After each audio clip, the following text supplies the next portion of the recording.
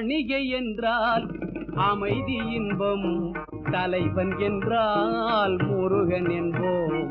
தணிகை என்றால் அமைதி இன்பம், தலைவன் என்றால் முருகன் என்போம். மணிவேலன் குமரன் அழகன், மனமேவும் இறைவன் துணைவன்.